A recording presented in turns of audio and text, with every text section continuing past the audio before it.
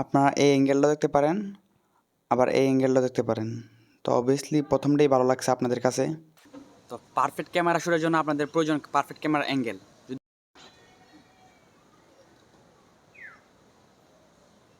যতক্ষণ পর্যন্ত আপনাদের ক্যামেরা অ্যাঙ্গেল ভালো না হবে ততক্ষণ পর্যন্ত আপনাদের ভিডিও রানিং করবে না।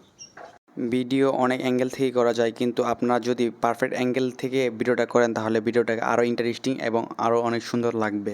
দেখেন আমি এই ভিডিওটা বানাতে আমার না হয় 2 থেকে 3 ঘন্টা লাগছে, আর একটা শ্যুট নিতে আমার না হলে 15 মিনিটের উপর করে লাগছে। তো আপনি কী করবেন যে একটা শ্যুট ভালোভাবে নেওয়ার জন্য বিভিন্ন অ্যাঙ্গেল থেকে ট্রাই করবেন। আর যদি অ্যাঙ্গেল থেকে না আসে তাহলে আপনারা এই শ্যুটটা চেঞ্জ করে নেবেন, কারণ ভালো অ্যাঙ্গেলই আপনাদের শ্যুটটাকে আরও অস্থির এবং দ্বিগুণ করে দিবে। আর আপনাদের ভিডিও মানুষ দেখার জন্য যদি ইন্টারেস্ট করতে চান তাহলে আপনারা অবশ্যই ক্যামেরা অ্যাঙ্গেলটা বেস্ট করতে হবে।